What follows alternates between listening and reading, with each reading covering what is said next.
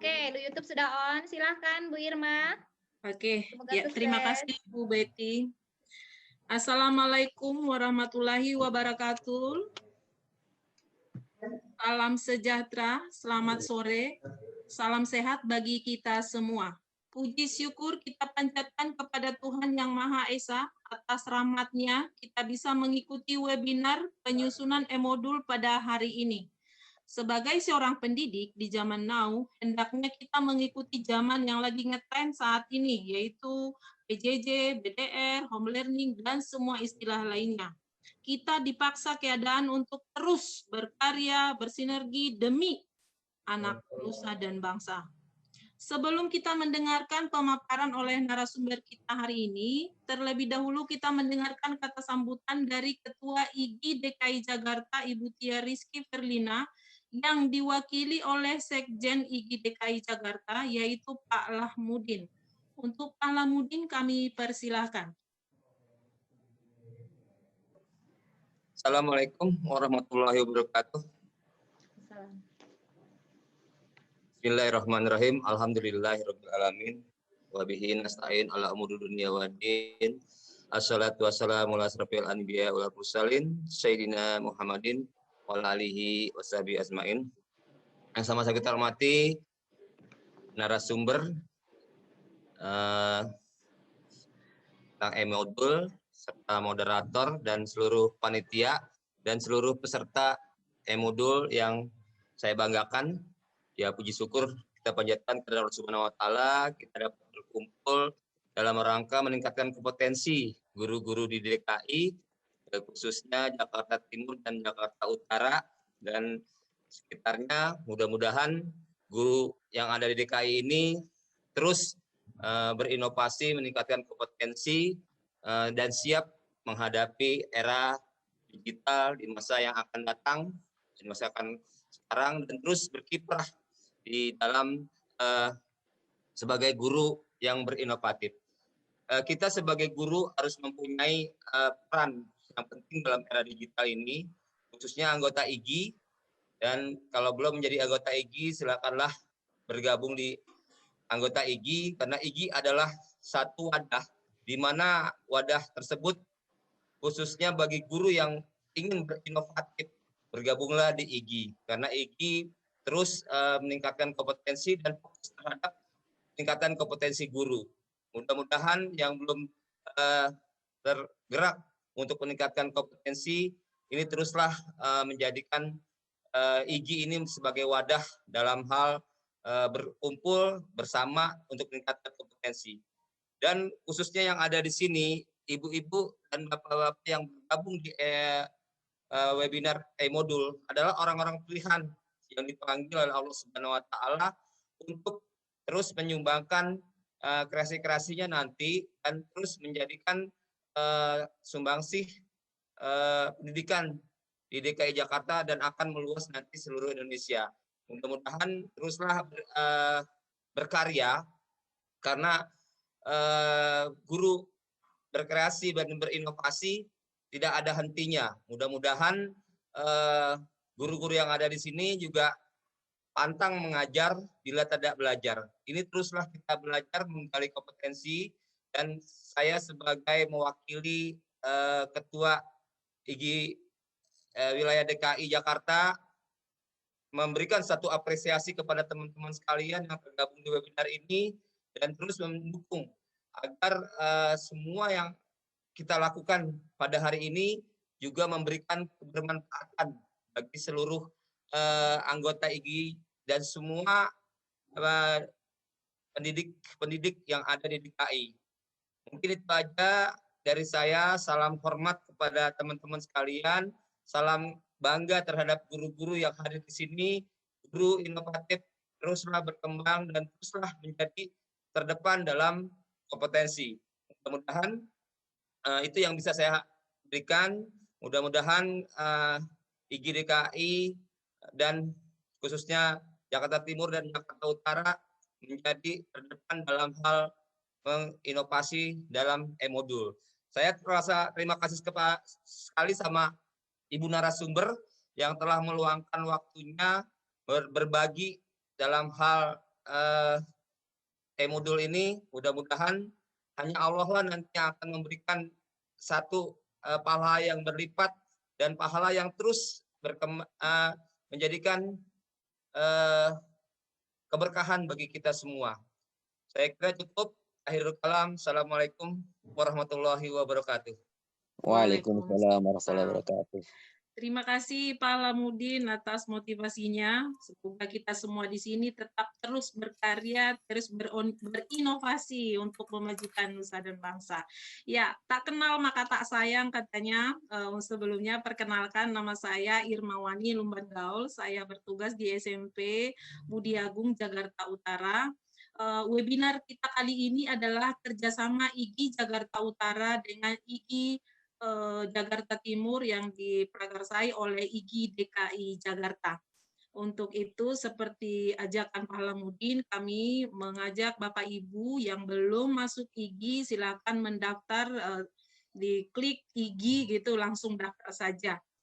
Oke, tidak lama-lama, kita ke acara pokok kita adalah penyusunan e-modul. Apakah itu, seperti apakah, kita akan mendengarkan pemaparannya dari Ibu narasumber kita hari ini, yaitu Ibu Mida Muharini SSI MPD. Beliau bertugas di SMP An-Nah Islamic School dan juga sebagai CEO Proptima Education Partnership. Beliau juga banyak prestasinya di bidang akademik dan non-akademik, juga banyak mengikuti berbagai seminar, pelatihan, dan lain sebagainya. Untuk Ibu Mida, kami persilahkan, tapi sebelumnya untuk Bapak Ibu guru hebat yang ada di sini, demi kelancaran acara kita ini, kami sampaikan bahwa setelah narasumber memaparkan materinya, kami akan buka sesi tanya-jawab.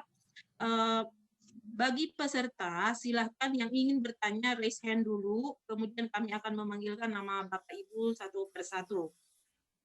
Tidak lama-lama, kami persilahkan kepada Ibu Mida Ririn Muharini untuk memaparkan materinya. Terima kasih. Silakan, Bu. Bismillahirrahmanirrahim. Terima kasih pada Ibu Irma. Assalamualaikum warahmatullahi wabarakatuh. Waalaikumsalam. Rabbi shrah li sadri wa yassir li amri wahlul 'uqdatam min lisani yafqahu qawli. Sebelumnya saya ucapkan syukur alhamdulillah ya Bapak Ibu sekalian, kita bisa berkumpul di sini walaupun dalam kondisi online. Sangat ingin sekali ya, sudah lama sekali kalau ditanya mau offline atau online, waktu itu ditanya oleh Bu Lilis, saya bilang pengen sekali untuk offline gitu ya, biar bisa langsung untuk saling berinteraksi. Sepertinya ketemu sesama guru itu saling menyumbangkan semangat, saling menyumbangkan energi positif seperti itu. Tapi sepertinya Allah berkata lain ya, semoga ini tidak mengurangi semangat kita untuk terus belajar. Bagaimanapun, apapun yang dilakukan siswa, apapun yang dikerjakan oleh siswa atau peserta didik kita, itu tak kurang dan tak lebih karena contoh yang kita berikan. Jika gurunya seorang pembelajar, insya Allah siswanya juga seorang pembelajar. Baik, sebelumnya juga saya ucapkan terima kasih kepada panitia yang telah memberikan kepercayaan kepada kami untuk menyumbangkan ya, sharing saja. Sebenarnya dibilang pakar atau dibilang narasumber itu kayaknya belum cocok seperti itu. Cuman mungkin ini sharing ya, karena ditanya bisa sharing Bu Mida, saya bilang bisa gitu. Tapi kalau ternyata harus pakar katakanlah seperti itu, saya merasa belum cukup seperti itu. Kemudian tadi di CV, mohon maaf ada sedikit kesalahan. Jadi saya sekarang aktivitas saya adalah di rumah guru anak-anak saya sebenarnya. Saya mengajar di SMP An-Nah itu terakhir tahun 2015. Saya mengambil pendidikan S2 sampai sekarang dan alhamdulillah menahkodai atau jadi CEO Proptima Education Partnership yang membantu sedikit-sedikit untuk sekolah-sekolah yang memang perlu untuk dibantu seperti itu. Jadi kalau misalnya nanti ada Bapak Ibu guru di sini yang menginginkan ada bantuan dari Proptima, apa saja produknya, insya Allah sambil jalan kita akan diskusi. Oke, kita akan langsung saja di materi. Kalau judul di flyer adalah penyusunan e-modul ya, penyusunan e-modul. Kalau di pendidikan atau di prodi pendidikan ya di Universitas Negeri Jakarta ataupun di universitas yang lain, penyusunan itu ibaratnya adalah menghasilkan sesuatu yang baru. Sedangkan yang akan kita lakukan jika itu adalah masih dalam rangka mengembangkan ataupun mengambil ataupun mereferensi dari guru atau dari buku yang lain atau dari sumber yang lain, itu biasanya menggunakan istilah pengembangan ya. Jadi ada sedikit beda lah gitu, tapi tidak menutup kemungkinan nanti kita akan bahas lebih lanjut. Berikutnya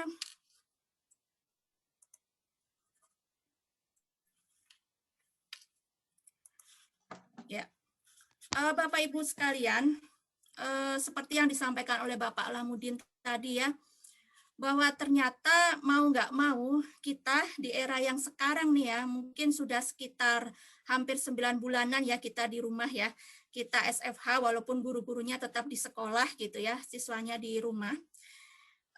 Kita dituntut atau bahkan kita dipaksa gitu ya untuk berdigital ria, untuk sangat-sangat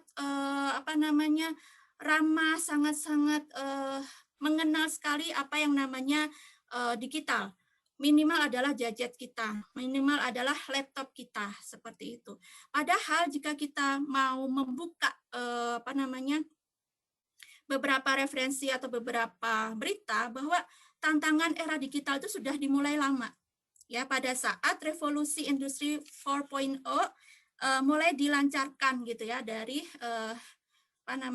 Inggris ya, dari Jerman seperti itu, sehingga sepertinya memang ini kehendak Tuhan Yang Maha Esa gitu ya, yang tadinya kita agak-agak aku bisa nggak ya gitu ya, akhirnya mau nggak mau kita akhirnya harus gitu.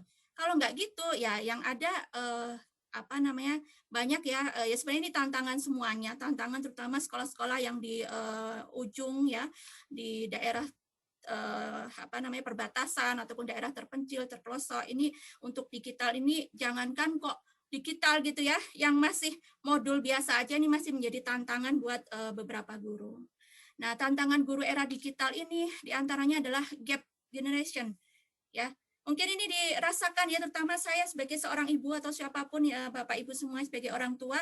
Kalau dulu kita biasa ada berita itu pegang koran. Pagi-pagi bangun tidur sambil sarapan kita nanya, korannya mana nih gitu. Atau datang ke sekolah sambil menyiapkan RPP dan sebagainya, kita nanya, koran udah datang belum ya Bu? Seperti itu. Nah, tapi lihat di depannya, anak-anak zaman sekarang kayaknya udah nggak mengenal koran. Jadi kemarin ada anak saya dapat tugas clipping, pada bingung. Ini clippingnya ngambil dari mana ya, koran udah nggak ada, majalah udah nggak ada gitu ya, seperti itu. Kemudian juga itu contoh kecil. Kemudian yang kedua adalah pada saat anak-anak kita sudah lebih tahu sebelumnya dari apa yang kita akan sampaikan, gitu kan. Jadi inilah gap. Kalau kita nggak segera memperkecil gap itu ya, kita akan terus tertinggal dan akan dianggap Bu Guru ini nih kudet, kata-kata gitu.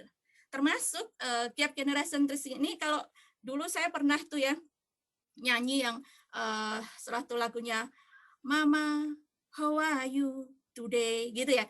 Anak-anak nanya, Bu, itu lagu zaman kapan Bu itu, ya Allah, seperti itu kan. Kalau anak-anak sekarang kan lagunya siapa tuh?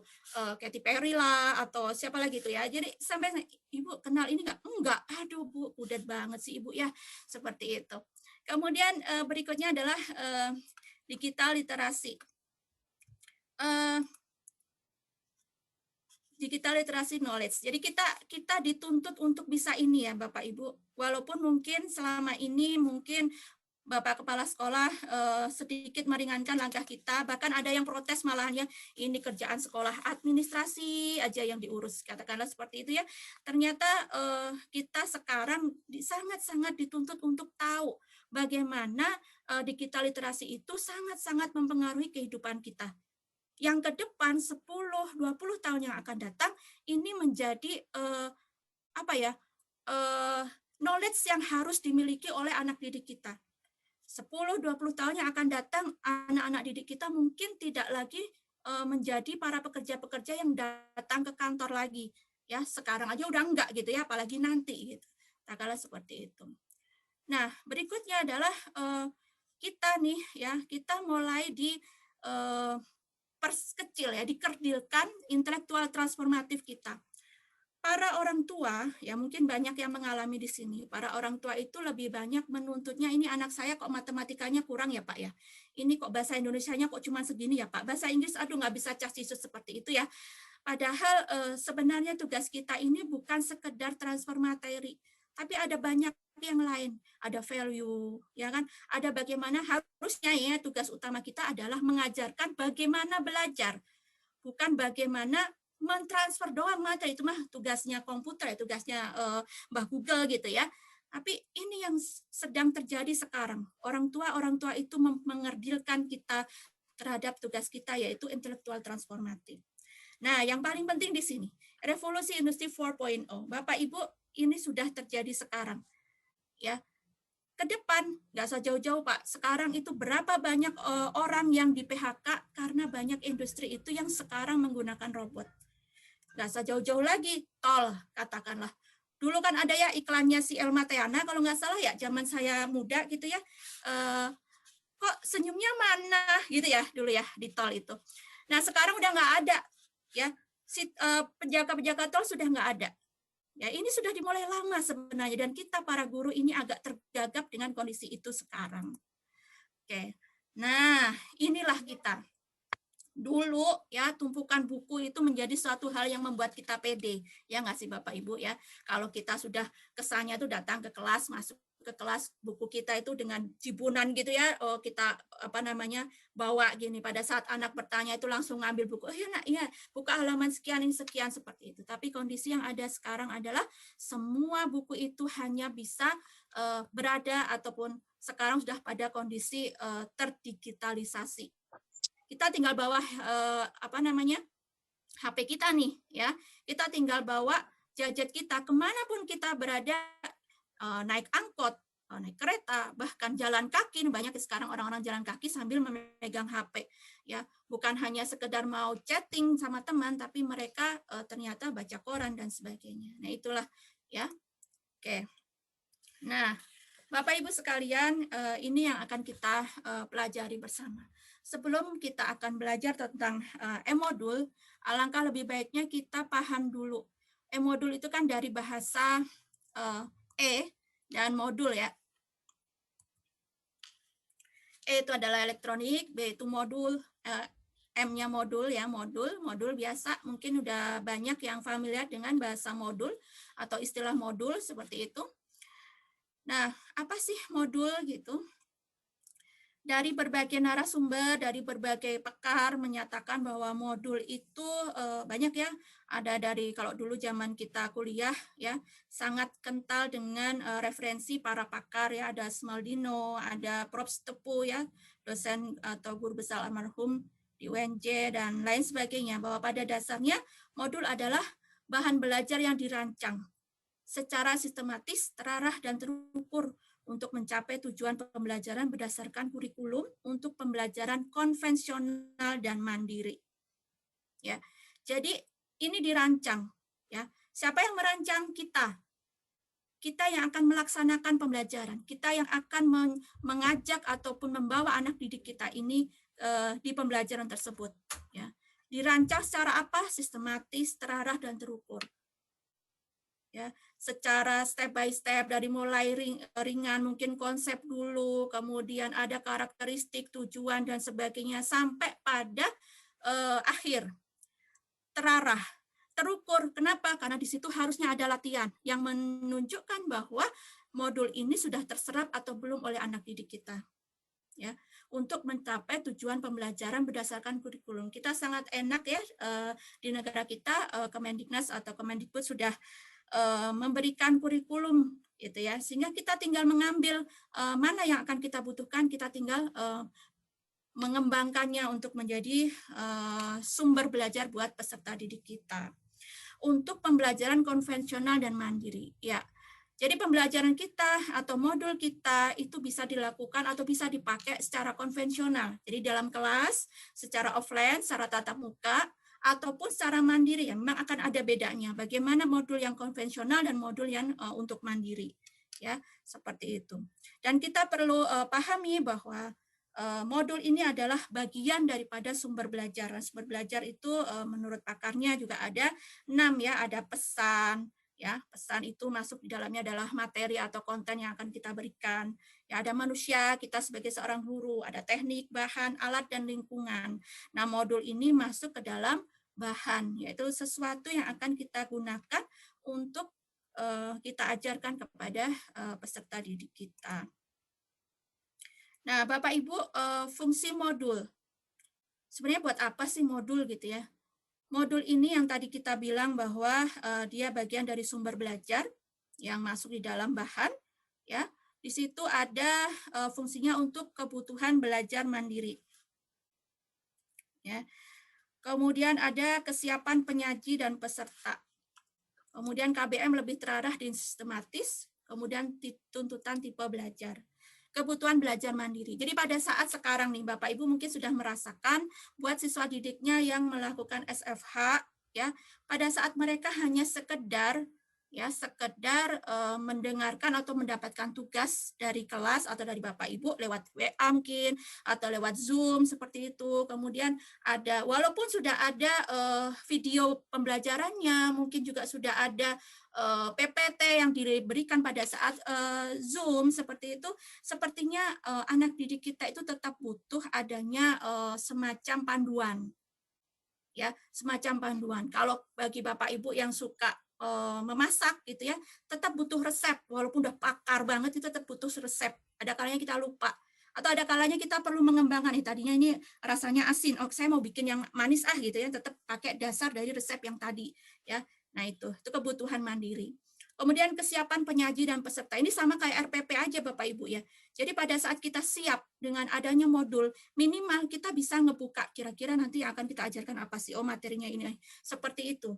Gitu. Jadi begitu juga dengan para trainer ya, para pengisi pelatihan ya. Modul ini menjadi sebuah menunjukkan kesiapan dari penyaji, ya kesiapan dari guru. Kemudian KBM lebih terarah di sistematis, sudah paham insya Allah tuntutan tipe belajar. Nah Bapak Ibu pasti paham bahwa tipe belajar anak didik kita itu macam-macam ya. Ada auditory, ada visual, verbal, dan kinestetik gitu. Nah ini modul ini untuk memfasilitasi anak didik kita yang visual, ya anak didik kita yang verbal, yang suka sekali coret-mencoret, suka sekali untuk menulis ya seperti itu dan membaca jelas ya literasi gitu. Nah, ini memberikan fasilitas untuk ke sana. Kemudian karakteristik. Harapannya modul yang kita susun, modul yang akan kita kembangkan ini mempunyai beberapa karakteristik tersebut, yaitu yang pertama self-instructional. Dia mampu untuk diajak sebagai panduan belajar mandiri. Ya, mampu membelajarkan dirinya sendiri. Jadi pada saat kita mempelajari siswa misalnya, nah silakan buka halaman sekian, tuh anak langsung buka thread halaman sekian, kemudian dia ditanya apa isinya atau apa yang akan kita pelajari hari ini, minimal dia bisa ngejawab. Itulah self instructional ya. Begitu juga pada saat di rumah ya, pada saat di rumah anak-anak oke nak, nanti kita akan belajarin bab ini. Itu anak-anak udah ngebuka sendiri, udah baca sendiri, udah bisa menyerap sendiri ya. Kita tinggal menarik aja. Kita tinggal cari feedbacknya aja atau cari rangkumannya aja, kasih tugas aja seperti itu ya. Kemudian self-contained atau utuh ya. Harapannya modul kita ini adalah seluruh isinya adalah seluruh materi pembelajaran di satu unit kompetensi utuh ya. Tidak terpecah-pecah, misalnya satu tentang ini, satu tentang bab ini, satu tentang bab itu, seperti utuh gitu. Walaupun nanti pada pelaksanaannya kita akan menyusun sub modul gitu ya, modul sub kompetensi. Tapi minimal yang akan kita berikan dalam satu sub kompetensi itu tuh utuh gitu. Kemudian stand alone atau berdiri sendiri. Jadi modul ini dikembangkan tidak tergantung pada media lain, ya tidak harus digunakan bersama-sama media lain. Harapannya sih seperti itu, ya. Walaupun nanti misalnya kayaknya udah butuh ini deh video butuh apalagi ya, PPT seperti itu ya, silahkan gitu. Tapi minimal dengan kita memberikan modul itu sudah separuh melengkapi apa yang mereka butuhkan. Gitu. Kemudian adaptif. Adaptif ini menyesuaikan. Nah, ini yang menjadi tugas berat Bapak Ibu ya. Ada kalanya sekarang kita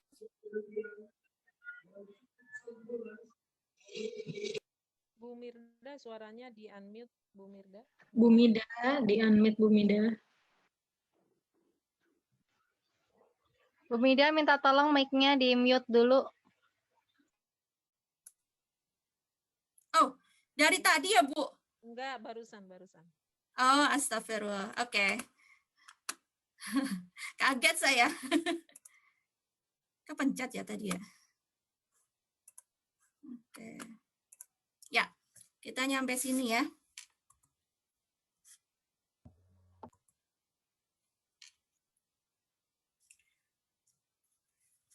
Sebentar.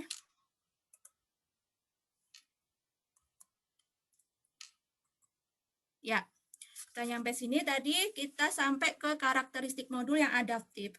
Harapannya modul kita ini menyesuaikan gitu ya. Menyesuaikan apa? Menyesuaikan ilmu, pengetahuan dan teknologi yang sedang berkembang saat ini gitu ya. Kemudian fleksibel juga digunakan oleh peserta didik kita. Lebih khususnya sih sesuai dengan apa yang akan kita berikan dan apa yang akan kita hadapi gitu.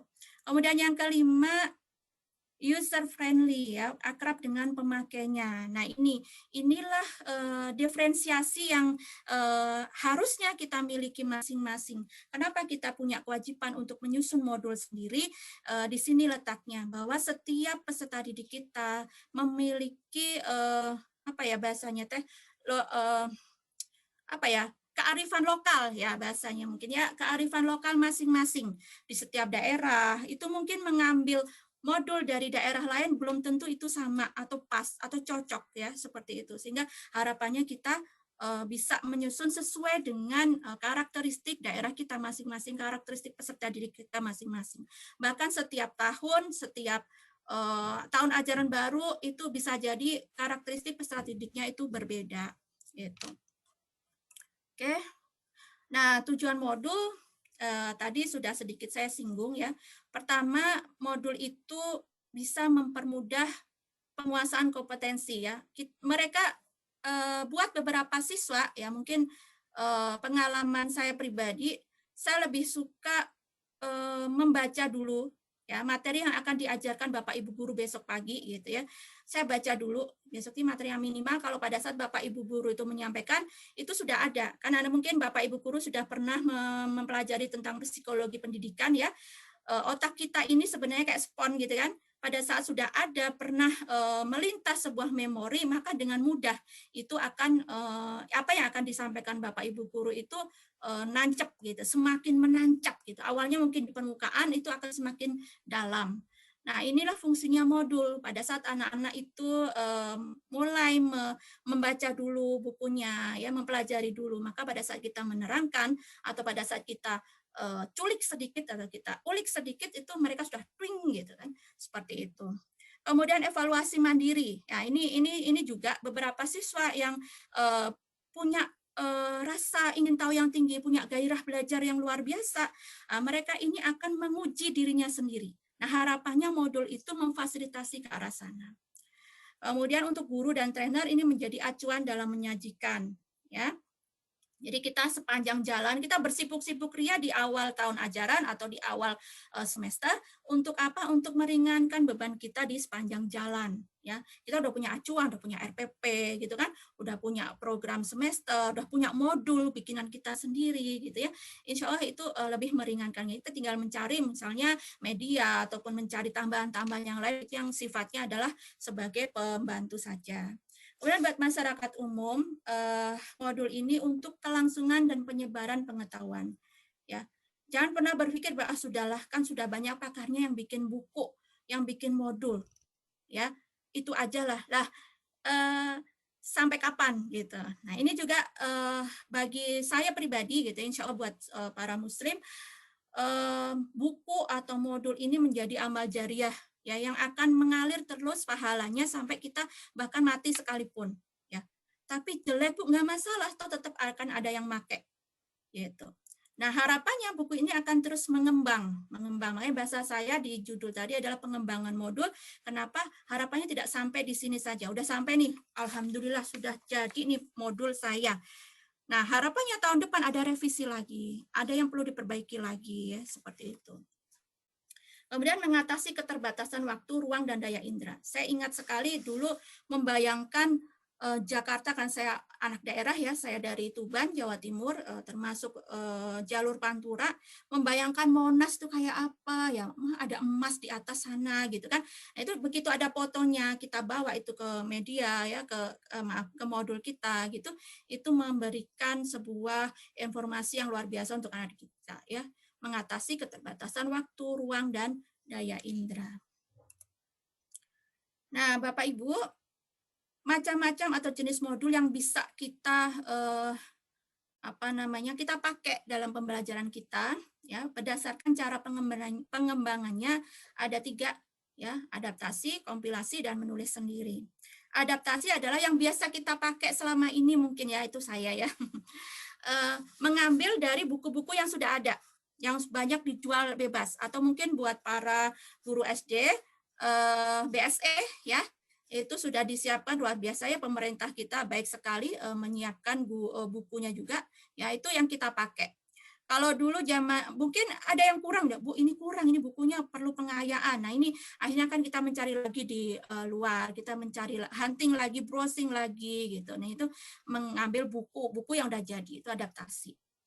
Kemudian kompilasi. Nah, ini beberapa sekolah yang mungkin menganggap bahwa ini kalau satu buku ada yang nggak cocok nih dengan saya di bagian bab ini, tapi saya cocok bab ini, saya ngambilnya yang bab ini gitu.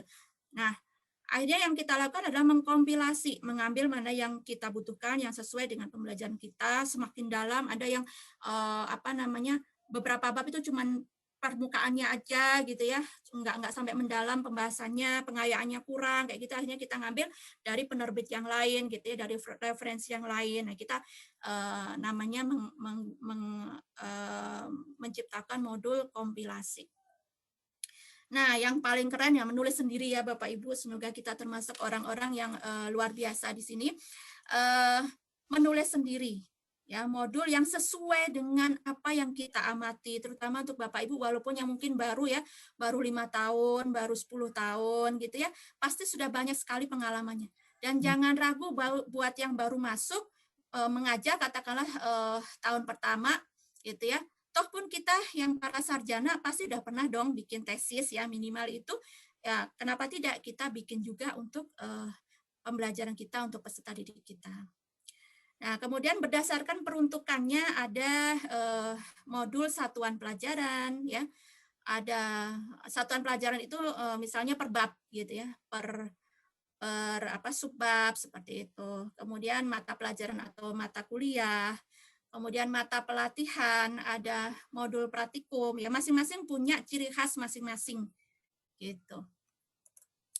Kemudian berdasarkan penyajiannya ada modul cetak dan modul elektronik atau digital gitu. Kedua-duanya ini punya awalan yang sama, punya tahapan yang sama. Mungkin kalau elektronik ini lebih selangkah lagi lebih maju gitu. Bagaimana dia menyajikan yang cetak ini tanpa dalam bentuk kertas. Oke, nah kita menuju ke pembahasan intinya tentang, kalau ini mungkin secara offline kita bisa workshop kan ya, langsung praktek begitu. Model dan pengembangan modul ya. Ini saya menggunakan, sebenarnya banyak sekali pakar-pakar yang membahas ini tentang modul. Model-modelnya pun juga macam-macam, ada EDIC, ada Azure, ada CAM dan segalanya.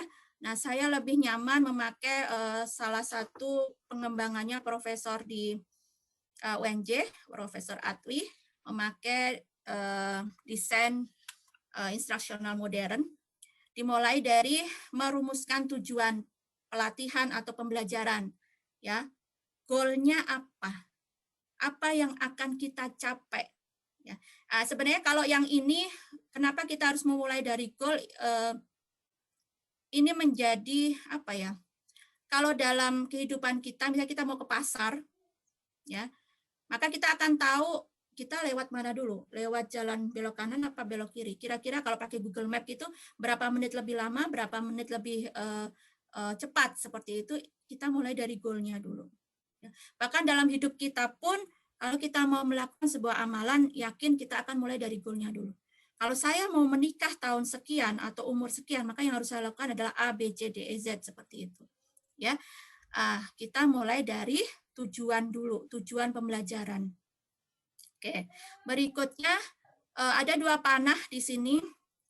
2 panah ini yang pertama melakukan analisis instruksional dan melakukan menentukan perilaku awal.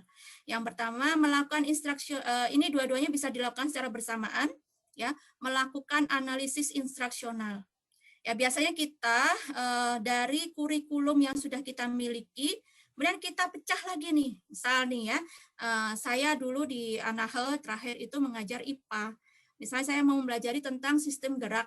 Nah, dari sistem gerak itu saya pecah lagi tuh sistem gerak. Paling atas saya tulis siswa mampu memahami tentang sistem gerak pada manusia. Kemudian saya turunkan ke bawah. Ya, apa aja sih yang harus kita pelajari tentang sistem gerak? Ya, tentang konsepnya, sistem gerak itu apa? Sistem gerak itu organnya apa? Kemudian masing-masing organ itu punya fungsi apa? Kemudian penyakitnya apa? Nah, seperti itu. Ya, tulis saja dulu. Ya, analisis. Ya, tulis. Berikutnya, bentuk analisis itu adalah melakukan semacam apa ya, menata puzzle. Ya, kira-kira yang mau saya letakkan paling awal, yang akan saya ajarkan paling awal itu yang mana? Nah, kayak menyusun puzzle gitu Bapak Ibu ya, taruh di bawah. Kemudian atasnya berikutnya apa lagi, apa lagi, apa lagi. Kemudian panah. Panah ini juga berpengaruh kalau dalam pembelajaran di teknologi pendidikan ataupun di ilmu pendidikan pasti paham, ada prosedural, ada hierarki seperti itu. Apakah materi ini bisa saya ajarkan bersamaan? Apakah materi yang ini sama ini itu saya harus ajarkan ada syaratnya, harus yang ini dulu baru ini. Nah, itu namanya analisis ya. Kemudian terus sampai ke atas sampai pada kita menuju goal ini.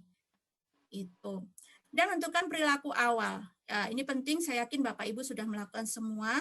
Anak didik saya ini kira-kira sudah paham belum ya sama sistem gerak? Kira-kira jika saya kasih pretest, dia mampunya sampai di mana? Nah, ini penting untuk kita berikan gambaran. Walaupun nanti tetap kita masukkan di dalam modul kita misalnya, tapi kita bisa sambil jalan di proses pembelajaran, kita bisa skip-skip seperti itu. Kemudian dari 2 ini lanjut ke merumuskan TIK, KD, dan indikator. Ya, untuk apa? Untuk lebih mengarahkan lagi. Biasanya kalau di kependidikan juga ada yang rumus ABC itu ya Bapak Ibu, audience, behavior, C-nya condition dan degree ya. Mungkin ini nanti kita bisa bikin lagi yang pelatihan yang lain tentang desain instruksional, tapi minimal KD dan indikator pasti sudah familiar ya. KD-nya apa saja kita susun. Berikutnya ke menyusun GBIM dan JP. GBIM itu garis besar instruksional modul, dan JP-nya adalah jabaran P-nya ini, aduh lupa saya ya. Kemudian berikutnya mengumpulkan bahan pustaka. Ini perlu Bapak Ibu, kita bukan manusia super, ataupun kita nggak ingin, nah ini yang bahaya, kita nggak ingin dianggap sebagai plagiat. Ya, kita perlu untuk, kita nggak masalah loh, misalnya, Bu, saya ini lulusan ekonomi S1-nya, ternyata saya disuruh ngajar matematika. Nggak apa-apa Bapak Ibu ya.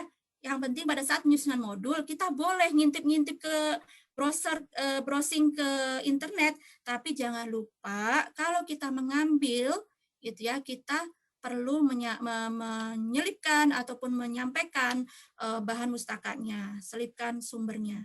Termasuk tadi jika kita mau melakukan atau membuat modul kompilasi, jangan lupa ya, pada saat kita mengcopy katakanlah buku atau bagian bab yang kita butuhkan, jangan lupa mengcopy bagian depan dari buku tersebut. Untuk apa? Menunjukkan bahwa buku ini kita ambil dari buku si A, buku si B. Ya, kemudian satu lagi di halaman kedua dari buku, di situ ada tentang penerbit, tahun penerbit dan sebagainya. Itu perlu ya untuk menunjukkan bahwa kita sedang kompilasi, bukan mengambil hasil karya orang lain, bukan mencuri hasil karya orang lain, ya seperti itu. Kemudian bersamaan dengan itu kita menentukan format modul. Ya nanti setelah ini akan saya sampaikan tentang format modul. Ya, bagaimana format ini dipengaruhi oleh peruntukan dari modul tersebut. Ya, itu berikutnya 2 panah nyambung menjadi menulis modul.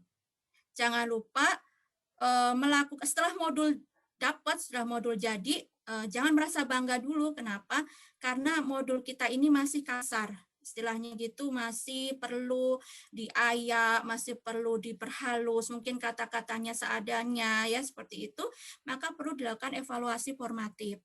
Evaluasi formatif ini apa? Ada validitas di sana. Mungkin Bapak Ibu yang S1-nya pendidikan dan di sana mengambil skripsi ataupun tesisnya itu tentang pengembangan modul pasti paham ya, di sana ada yang namanya validitas atau meminta pendapat pakar. Ya, minimal ada pakar bahasa, pakar konten dan pakar desain yang kita perlu tanya.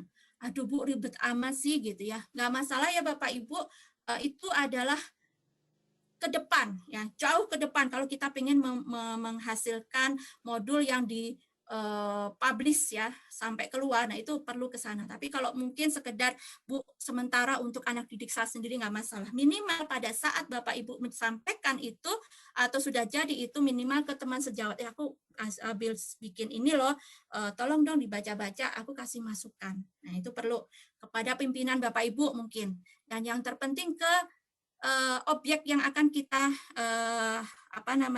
laksanakan modul itu atau kita pakai modul itu, yaitu ke peserta didik kita. Nah ini perlu ya, kita perlu untuk meminta pendapat mereka. Ini ada namanya tes ya. Ada sesuatu? Tidak, lanjut aja Bu, tidak ada. Baik. Ya, jadi evaluasi formatif ke arah sana ya, untuk bisa jangan sampai apa yang kita bikin itu malah membuat bingung peserta didik kita. Yang kita bikin ini untuk didik kita, untuk peserta didik kita atau untuk peserta pelatihan kita gitu ya. Nah, itu gunanya evaluasi formatif. Oke. Berikutnya ke sistematika modul. Apa sih isinya modul ya? Ada bagian awal, ada bagian inti, ada bagian akhir. Ya, isinya dari awal itu ada informasi umum, ya. Kemudian semacam latar belakang gitulah ya. Permasalahan apa yang kita hadapi hingga kita perlu untuk melakukan pembuatan atau pengembangan modul tersebut gitu. Terus kegunaannya untuk siapa? Nah, ini perlu kita tuliskan. Tujuannya apa? Keterkaitan buku, misalnya buku ini sebenarnya adalah sambungan dari modul sebelumnya dan sebagainya gitu. Kemudian susunan, kemudian ada daftar isi dan sebagainya. Petunjuk, nah petunjuk ini perlu terutama ya mungkin Bapak Ibu pernah melihat ini di buku BSE, di sana ada petunjuk untuk guru, petunjuk untuk siswa gitu ya, mungkin bahkan petunjuk untuk orang tua gitu. Kemudian ini ideal sekali gitu ya. Kemudian yang inti, nah ini adalah kalau di silabus kita ya di proses pembelajarannya itu ada pendahuluan ya, persepsi istilahnya gitu ya di sini. Kemudian ada kegiatan belajar, ada uraian materi, contoh non-contoh, kemudian ada latihan. Nah, kita benar-benar kayak kita mengajar dalam kelas, kemudian kita tuangkan itu ke dalam modul ya. Seperti itu. Ada rangkuman, ya, ada tes formatif gitu. Mungkin kalau dilihat di buku BSE itu ada latihan di tengah-tengah materi, ya. Nah, tes formatifnya itu ada ABC yang di belakang, ada pilihan gandanya itu, ya, tes uji kompetensi seperti itu. Dan di akhir ada daftar pustaka. Nah, mungkin ini yang antara mungkin di buku BSE kurang jelas ya. Di belakang belum ada daftar pustaka. Ini mungkin untuk yang sekolah-sekolah tingkat atas kali ya, tapi nggak ada salahnya kita melakukan ini ya, ada daftar pustaka, ada glosarium, ada tes sumatifnya, ada lampiran lainnya. Ini terutama untuk para trainer ya, idealnya seperti ini. ya. Itu. Nah, mari kita lihat satu persatu, ada banyak contoh format modul, ya. Ada kegiatan belajar pendahuluan, daftar isi, kegiatan belajar 1, pokok bahasan, dan seterusnya. Masing-masing sama. Nah, ya. Ini untuk mata pelajaran. Ya. Masing-masing pokok bahasan, ada sub pokok bahasan, latihan, rangkuman, tes formatif, ya.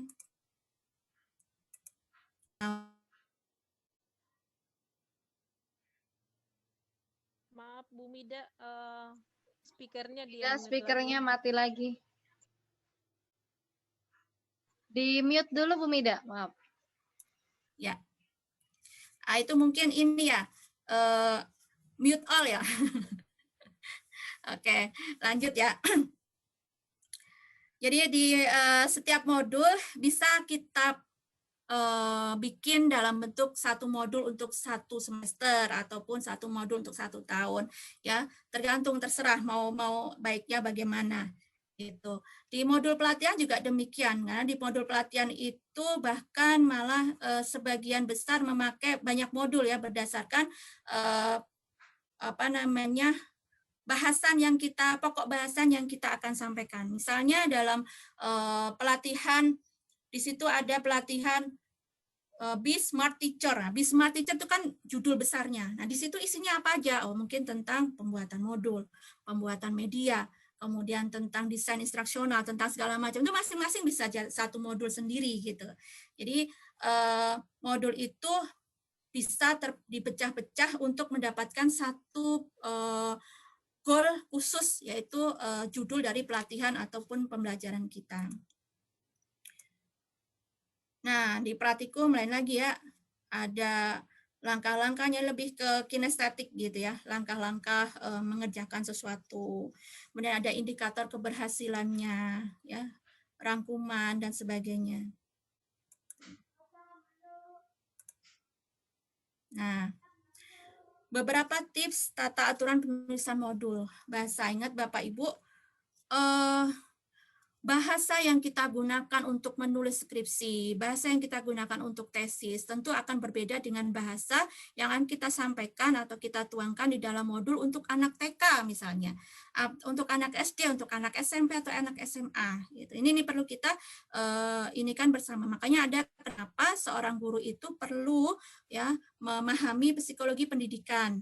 Ya, untuk apa? Untuk bisa memahami seberapa penting ya penggunaan bahasa yang akan kita sampaikan baik secara lisan maupun kita tuangkan dalam tulisan agar bisa dipahami oleh peserta didik kita, ya. Kemudian menggunakan bahasa baku, jelas ya. Masa menyusun modul pakai bahasa ini ya, bahasa akrab kita gitu ya, lu gue gitu kan, nggak mungkin ya. Kemudian menarik, mudah dipahami dan merangsang rasa ingin tahu. Nah, ini kita kayak membuat modul itu kayak kita bercerita. Coba bayangin Bapak Ibu pasti sempat nggak sih bertanya kenapa kita atau anak didik kita tuh menyelesaikan novel yang setebal ini itu bisa 1 malam gitu.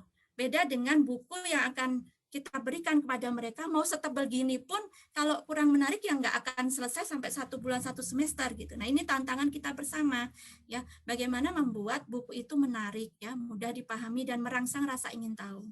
Ya, contoh konkret kenapa buku-buku untuk anak peserta didik yang PAUD ya, banyak gambar ya, banyak warna-warni. Nah, itu perlu ya memahami ke arah sana. Kemudian urutan sajiannya logis. Ya, ini pentingnya kenapa kita bikin analisis instruksional tadi. Ya, ada urutan, ada step by step-nya. Ya, jadi ada ini ada yang raise hand, apakah mau sekarang ataupun nanti panitia atau moderator?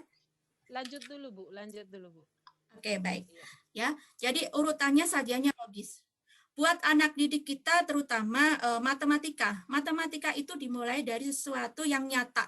Ya. Jangan tiba-tiba langsung dikasih PR, oke, pecahan gitu. Pasti akan bingung, apalagi zaman sekarang ya yang pada SFH semuanya ya. orang tua pada puyeng, kenapa mereka sebenarnya minta untuk segera masuk sekolah itu karena kesetresan yang mereka alami ya Bapak Ibu, mohon dipahami.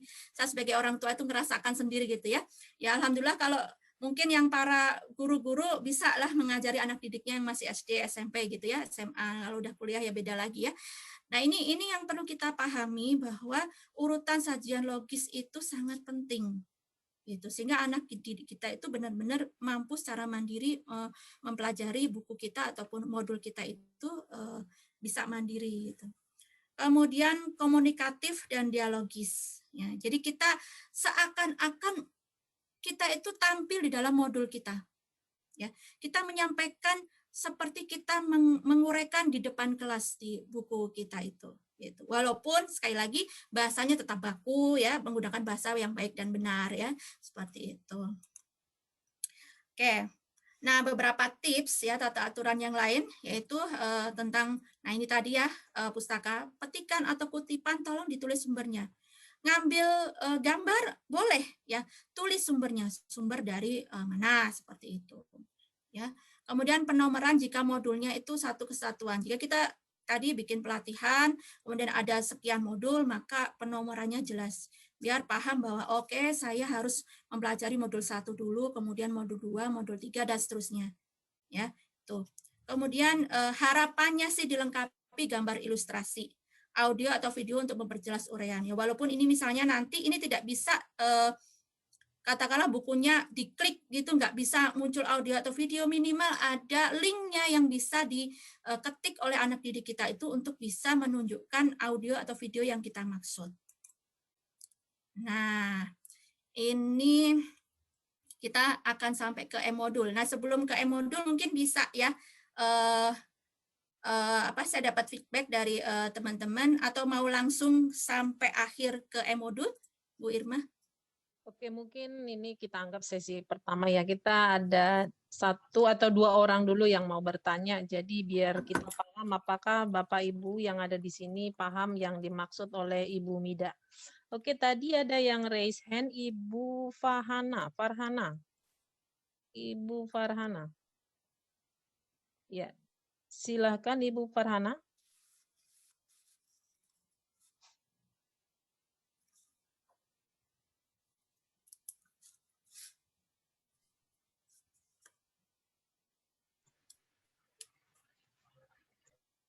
Maaf tadi. Oh ya, Ibu ya. atau Bapak ya, maaf Pak. Bapak Farhana Fadila. Ya, silakan Pak. Ya. Itu mohon maaf tadi saya itu jadi saya itu nggak bermaksud raise hand. Oke. Kalau begitu langsung lower hand aja ya Pak ya. Ya. Oke, terima kasih Pak. Mohon maaf. Iya, kalau begitu, apakah ada Bapak Ibu? Tidak ada. Atau pertanyaannya dari saya ya? Enggak. Mungkin saya juga dengan peserta lain karena baru mendengar e-modul ya. Mau saya tanyakan ini Bu Mida. Setelah saya ikutin dari awal, apakah ini seperti buku pelajaran atau LKS atau apa gitu, cuma bentuknya digital gitu ya Bu? Oke. Atau Bagus sekali. Gitu, cuma bentuknya digital gitu Ibu? Iya. Baik, terima kasih pertanyaannya Bu Irma. Jadi sebenarnya segala bentuk maupun elektronik yang kita pakai ya untuk menyampaikan konten atau materi kepada anak didik kita itu namanya buku atau modul. Gitu. Cuman ya ada bedanya lagi. Modul ini lebih spesifik bahwa itu fokus untuk sesuatu hal. Fokus untuk satu tujuan tertentu. Gitu. Kalau buku kan kayaknya lebih luas tuh Bu ya. Ada buku cerita, ada buku novel, ada buku seperti itu. Nah, apa bedanya dengan LKS lagi? Sama sebenarnya, cuman mungkin kalau LKS ini bagian dari modul juga ini ya. LKS lebih banyak ke kegiatan lembar kerja siswanya gitu ya, latihan-latihan seperti itu. Nah, kalau harapannya ya kita perlu bertanya nih kepada siswa didik kita ataupun perlu bertanya minimal kepada diri kita gitu ya. Apakah yang kita sajikan baik itu dalam bentuk buku, modul yang kita bikin ataupun LKS itu tadi sudah bisa menjadikan anak didik kita itu minimal mandiri gitu ya, mandiri dengan paham dengan apa yang misalnya kita nggak masuk, mereka sudah paham dengan apa yang dikerjakan itu atau apa yang dia hadapi itu gitu. Kalau bahasa modulnya bisa apa saja, baik buku, LKS atau kompilasi itu tadi bisa kita sulap, sulap dengan ilmu itu tadi bisa berbentuk menjadi e-modul gitu. Tapi kalau dalam pengertian saya pribadi bahwa modul itu sifatnya spesifik khusus untuk apa yang kita harapkan dari yang akan kita kerjakan gitu. Ya, misalnya modul judulnya modul IPA kelas 8 semester sekian. Spesifik sekali. Untuk siapa? Kelas 8. Gitu. Semester berapa kelas ini? Dan itu apalagi untuk kita pribadi yang kita bikin untuk anak didik kita saat itu. Jadi memang spesifik sekali. Itu modul. Ya, kalau kembali lagi saya tegaskan lagi, untuk menjadi elektronik modulnya itu bisa apa saja, bisa gambar yang sudah kita bikin, bisa bisa LKS itu tadi ya, bisa apapun bisa e-modulkan sesuai kebutuhan yang diharapkan atau yang kita inginkan untuk dibaca ataupun dikerjakan oleh anak didik kita. Nah, insya Allah seperti itu, Bu Ilma. Oke, terima kasih Ibu Mida. Mungkin supaya lebih paham lagi, silakan Ibu Mida melanjutkan pemaparannya. Baik.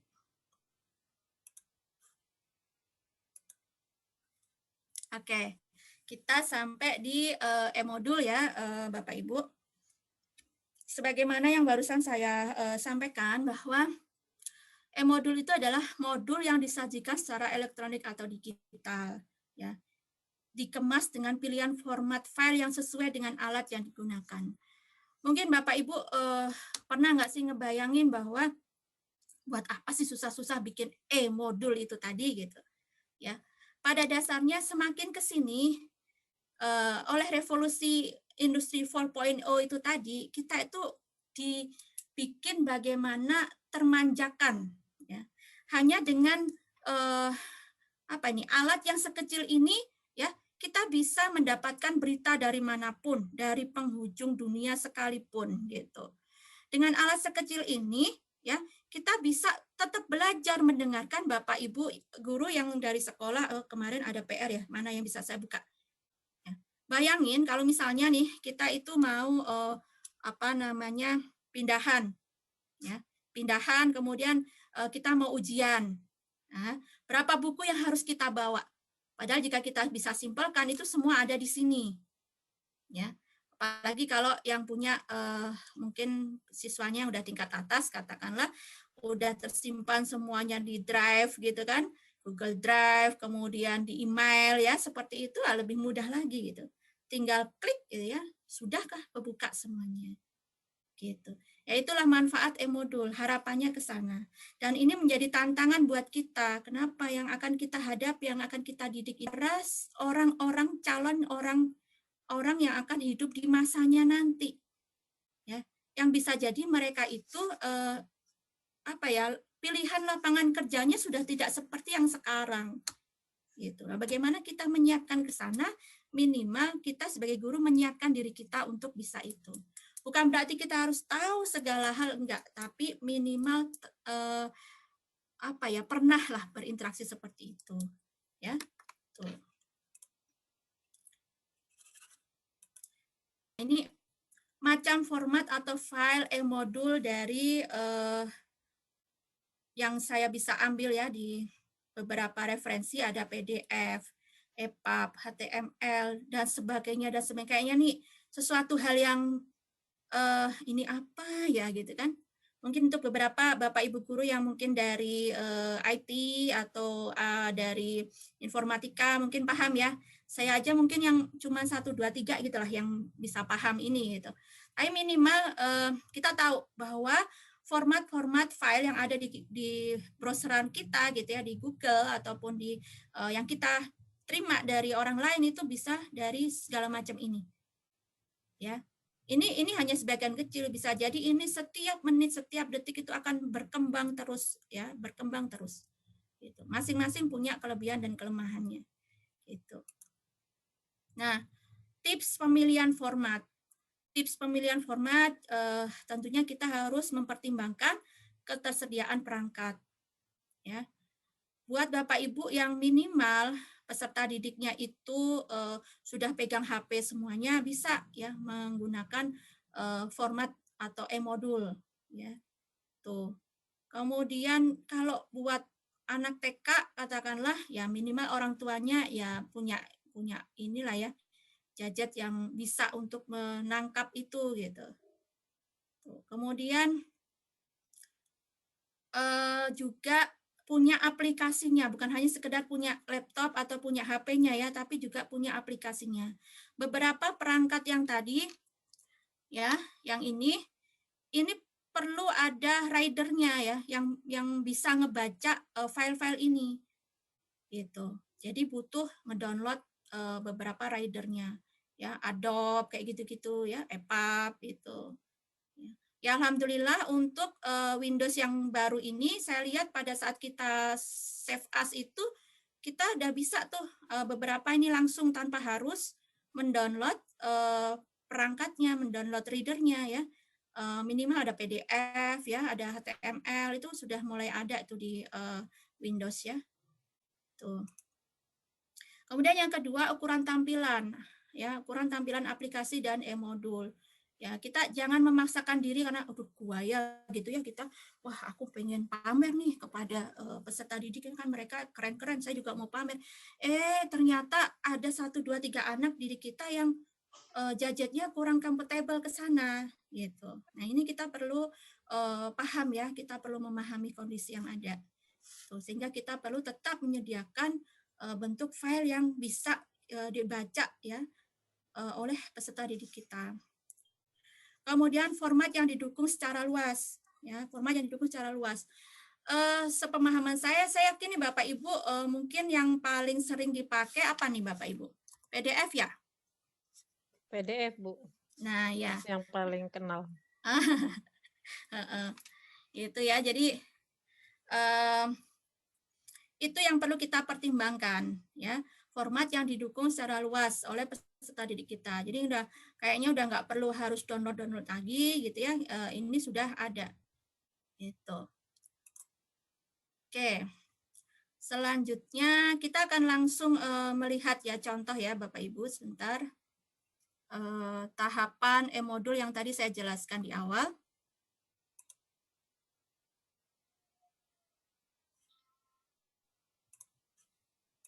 Iya.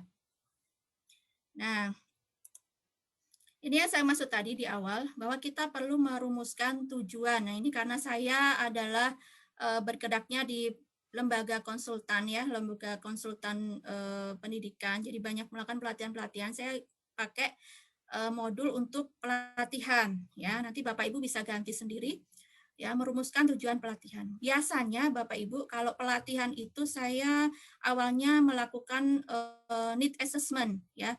Kebutuhannya seperti apa, pesertanya bagaimana, ya, kira-kira masalahnya apa, ya, gitu. Ini yang menjadi dasar saya untuk membentuk atau melakukan penyusunan atau pengembangan modul, ya.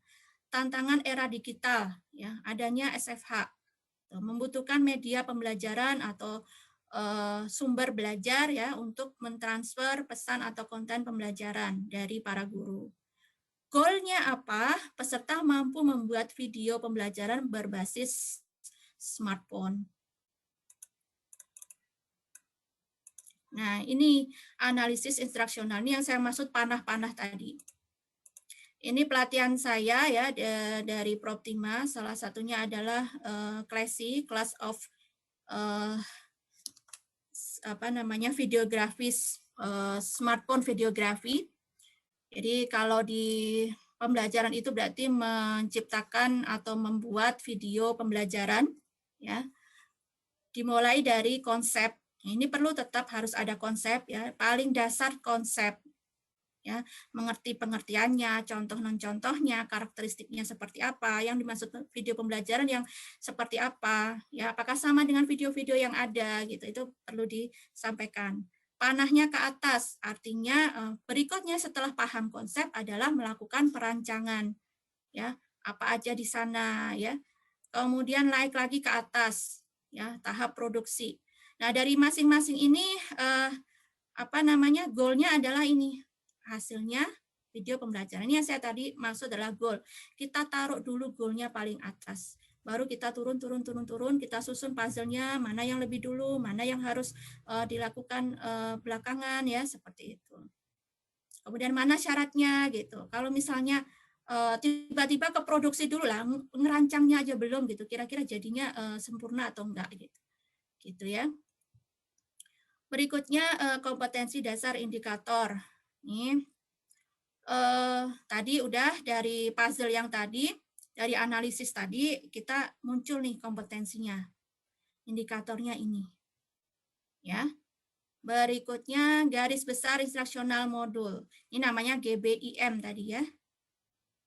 Nih, kompetensi dasarnya, judul babnya, subbabnya, ya. Kira-kira berapa persen teori, berapa persen praktek, pustakanya gitu ya. Seperti itu, standar kompetensinya, deskripsi singkatnya seperti apa. Nah, ini deskripsi singkat bisa kita gunakan untuk penjelasan di bagian pendahuluan ataupun di awal modul. Selanjutnya jabaran materi yang tadi JM tadi ya, jabaran materi modul. Nah, ini kayak silabus kalau kita bikin RPP gitu ya. Nah, ini juga sudah ada latihannya. Latihannya apa aja sih? Tuh. Nah, ini yang terakhir. Dari sini baru kita tuangkan ke dalam modul. Gitu. Ini menjadi semacam ide pokok gitu ya, kalau dalam membuat kalimat paragraf gitu, isinya apa ya, pendahuluannya apa aja. Nah, baru kita istilahnya dalam tanda kutip mengarang indah gitu. Isinya pendahuluan, isinya apa, materi pengertian video pembelajaran itu apa, seret, panjang lebar gitu. Tuh. Kemudian berikutnya contoh e-modul. Sebentar.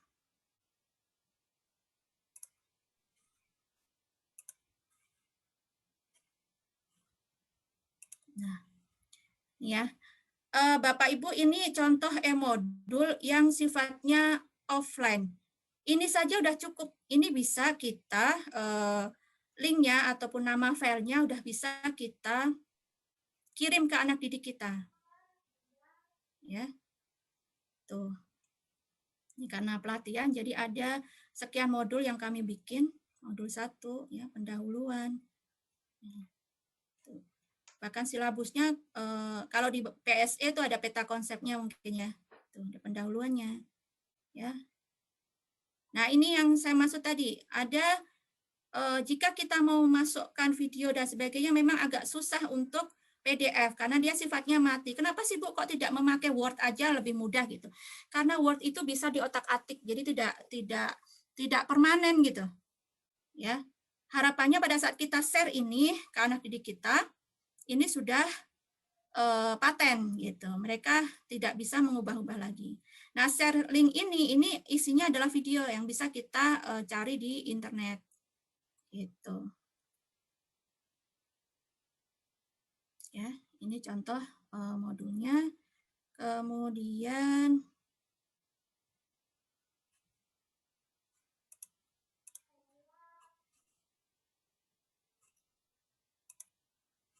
berikutnya kembali ke ini.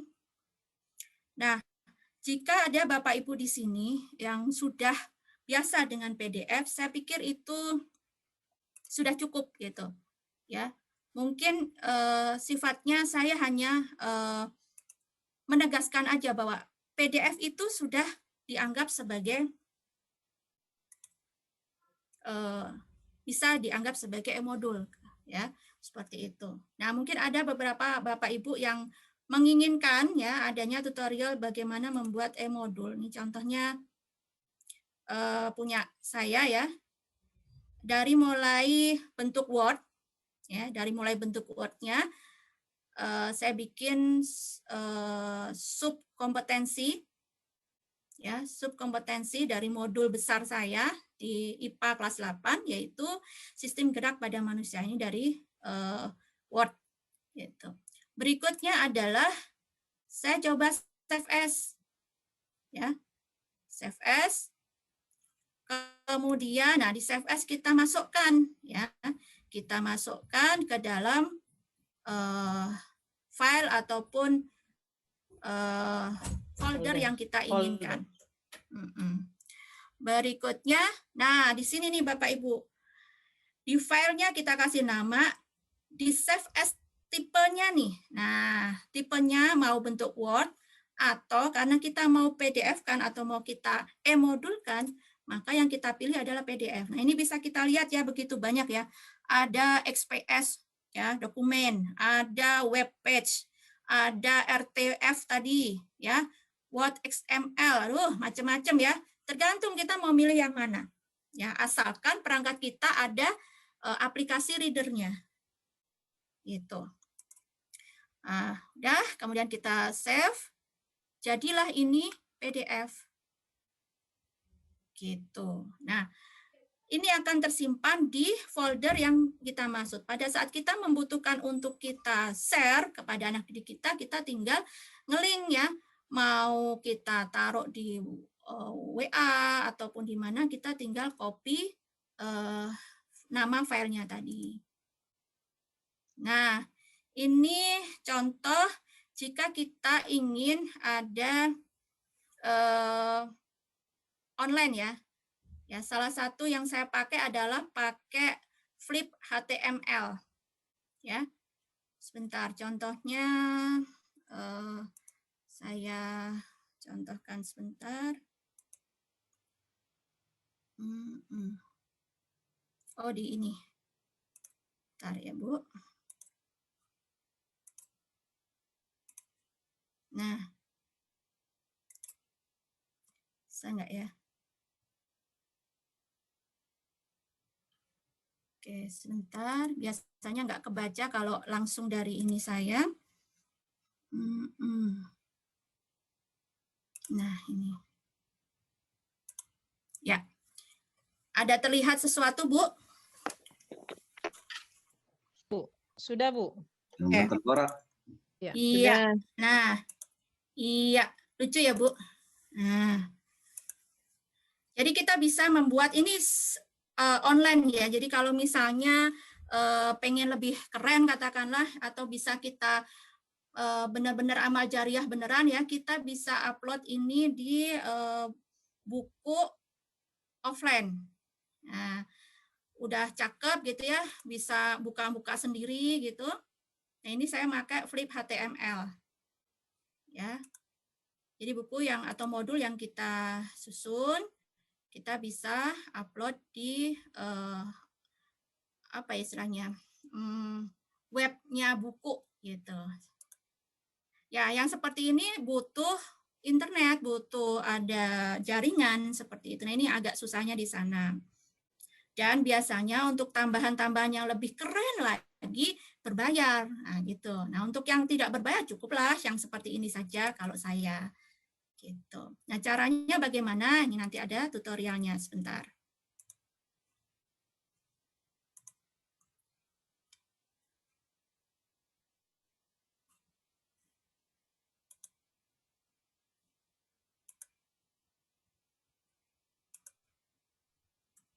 Nah, tadi kan kita sudah punya file PDF ya dari materi yang sudah kita bikin atau modul yang sudah kita bikin. Kemudian kita ke browser ya, ke browser. Kemudian kita ketik Flip HTML5 ya. Kemudian berikutnya kita coba sign in. Ya, kita coba sign in. Sign in ini mudahnya pakai Flip HTML itu kita bisa langsung sign in with Google. Ya, tentunya kita punya email masing-masing kan ya, gitu di HP kita masing-masing atau di laptop kita masing-masing. Kemudian kita bisa sign langsung with Google.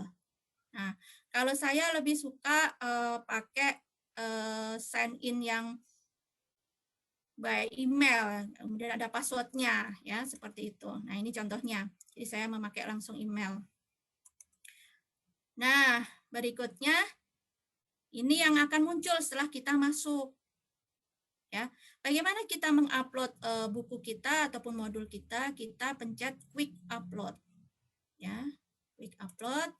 Nah, di sana ada tandanya upload PDF. Jadi yang bisa masuk ke sini bentuknya PDF, Bapak Ibu. Ya. Selanjutnya, nah kita ambil nih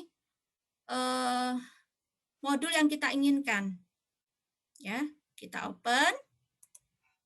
Nah, udah masuk nih, nanti akan berapa persen ini ada converting seperti itu. Kemudian kita tulis title-nya, judulnya apa, deskripsinya apa, ya, keywords atau kata kuncinya. Jika misalnya ada memanggil gitu ya, sistem gerak, nah itu akan muncul salah satunya milik kita. Kategorinya apa? Nah, biasanya karena kita guru, kita juga menyusun modul untuk pembelajaran, kita pilih education, kemudian apply. Ya, jadilah buku kita. Ya. Nah, untuk men-share linknya bagaimana? Berikutnya, sebelum ke sana, kita klik, nah ini ada tanda share. Ya, ada tanda share di atas. Ke atas kanan tuh ada tanda share. Ya, begitu kita klik yang itu, akan muncul ini. Nah, sekarang kan lagi zamannya QR ya, QR code ya. Ini bisa kita share yang ini, yang QR-nya, atau yang link-nya. Ya, kita blok, kita copy, ya. Oke, berikutnya kita tulis copy. Nah, udah selesai ya. Itu bisa langsung kita pastekan di grup WA ya dari anak didik kita. Ya, seperti itu. Oke, berikutnya sampai di mana nanti kita? Oke. Ya.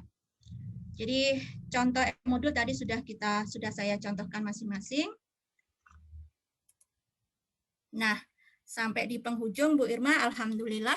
Jadi itu yang bisa saya sampaikan, semoga bermanfaat. Mungkin ada beberapa speed saya yang terlalu cepat atau bagaimana, mohon dimaafkan. Dan jika ada yang mau ditanyakan, kalaupun malu secara online gini bisa nge-WA, di sana sudah tercantum nomor WA saya dan nomor Gmail saya. Ya, jika memang ada yang mau didiskusikan atau bahkan mau diundang ke sekolah juga saya boleh. Baik, terima kasih Bu Irma. Saya serahkan ke Bu Irma lagi. Terima kasih Bu Mida. Akhirnya terjawab kan Bapak Ibu semuanya. Dari tadi saya perhatikan semuanya memang gimana, jujur saja ya Bu, kalau mendengar bahasa baku, saya guru bahasa Inggris sudah langsung puyeng Bu. Tapi melihat hasilnya tadi seperti itu keren banget Bunda, keren banget gitu ya. Oke, ternyata Bapak Ibu guru peserta di sini juga sangat penasaran ya Bu, ini pelatihan ini kayaknya kurang banget kalau begini doang ya. Jadi ada beberapa pertanyaan di sini. Pertama, apakah bisa dibuat tematik? Kalau penjelasan dari Bu Mida sih tematik maupun BP itu semuanya bisa Bapak Ibu ya. Ya, Oke. betul. Terus dari Bu Nenden nih paling heboh nih ya. Bu Nenden itu pertanyaannya 1 semester bahasa Inggris itu bisa Bu Nenden, silakan. Buat dari sekarang gitu ya. Oke. Kemudian ada tadi pertanyaan Bapak Imanuddin, ini masih jauh tadi pertanyaannya. Dalam membuat evaluasi formatif butuh berapa dananya gitu Bu? Saya pikir ada dana atau enggak ya ke sini ya Bu Mida ya? Iya. Pengalaman teman-teman yang kemarin tesisnya untuk penyusunan ataupun pengembangan modul ya memang ya tergantung orang yang kita minta ya gitu. Biasanya sih kalau para pakar yang idealis itu malah senang untuk dimintain pendapat ya. Tapi beberapa yang namanya kalau orang Jawa bilang unggah-ungguh itu apa ya bahasa Indonesia? Sopan santun gitu ya, kita datang mau minta sesuatu yang beliau tuh pakar gitu ya, minimal kan kita bawa tentengan lah gitu. Jadi perlu gitu untuk ke sana. Nah, kemarin juga saat saya diskusi dengan Bu Nana juga ya, untuk bisa masuk anggaplah artikel untuk submit ya ke sebuah jurnal gitu, itu ada bayar memang gitu ya, ada bayar. Kenapa? Gimana kita menghargai ilmu dari Bapak Ibu tersebut gitu, dari para pakar ya, ada tapi itu artinya dalam sebuah lembaga saat kita mau mensubmit atau mempublish buku atau modul kita, artikel kita gitu. Nah, itu ada ya sedikit berapa lah gitu ya, ditentukan oleh si jurnal tersebut gitu. Untuk apa ya? Untuk minimal mengapresiasi dari orang-orang yang sudah ada di dalam lembaga tersebut gitu. Gitu Bu Irma. Oke, terima kasih Bu Mida. Jadi udah terjawab ya Pak Imanuddin. Masih banyak nih pertanyaan Bu Mida. Kita sampai jam berapa ya? Jadwal sih sampai jam 17 loh, tinggal 2 menit lagi. Udah terasa. Gak apa-apa, mungkin kalau ada yang mau raise hand kali Bu. Iya, ya raise hand dulu ya. Nanti sabar ya Bapak Ibu ya. Ini Bu Liza udah tidak sabaran dari tadi ya. Bu Liza, oke, di unmute. Silakan Bu Liza. Tes, Bu Liza.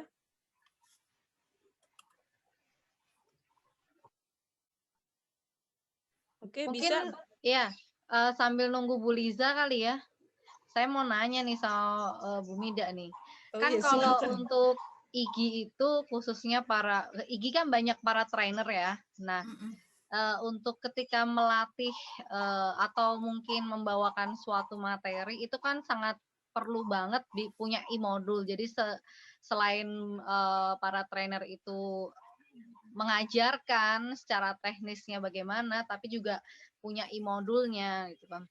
Nah, saya mau nanya nih, bedanya e-modul dengan manual book itu apa ya? Soalnya kayaknya agak beda-beda tipis. Kalau misalkan pelatihan membuat PPT atau membuat editing video misalkan, itu kan mungkin ada ada step-stepnya gitu loh, ada tahapan-tahapannya gitu.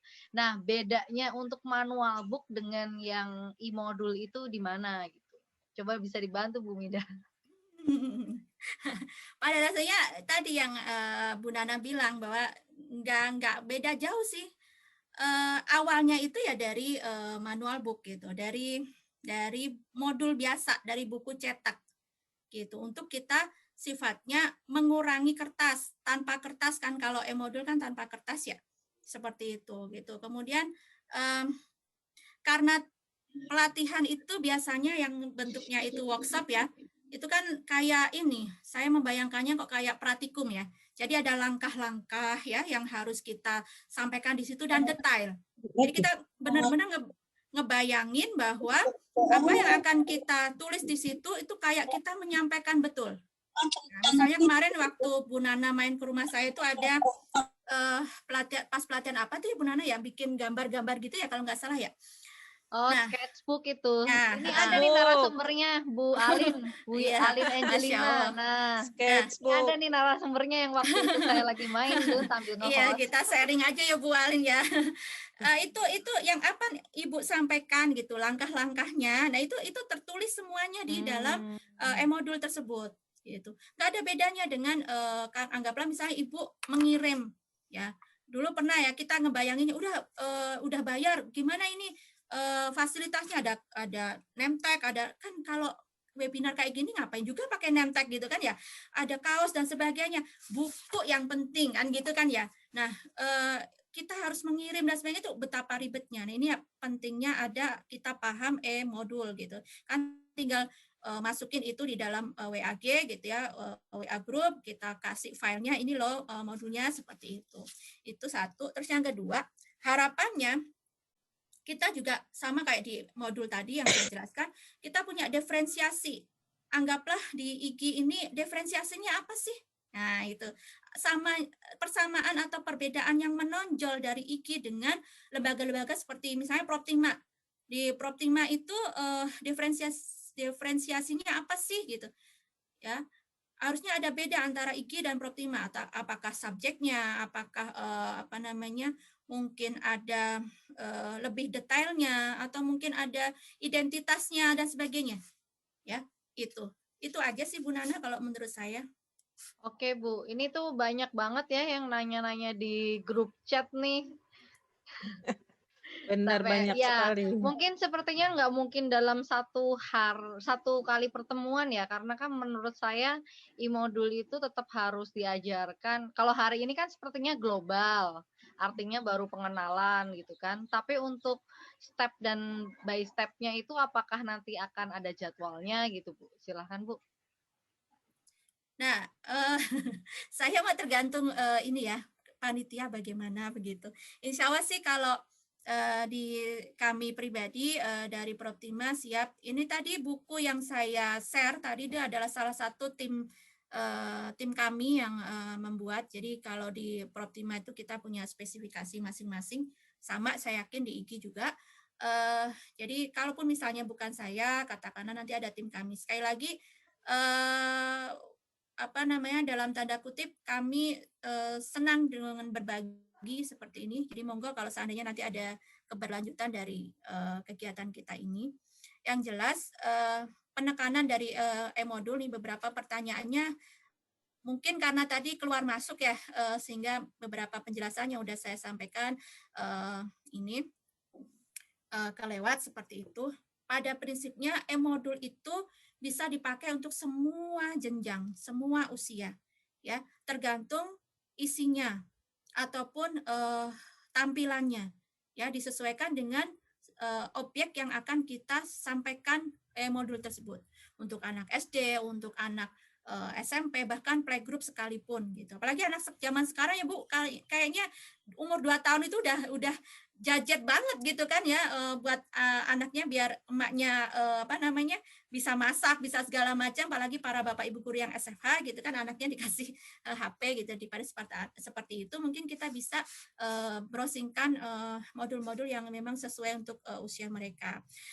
Untuk masalah tema atau masalah judul, supaya kebahasan semuanya bisa di-modulkan gitu.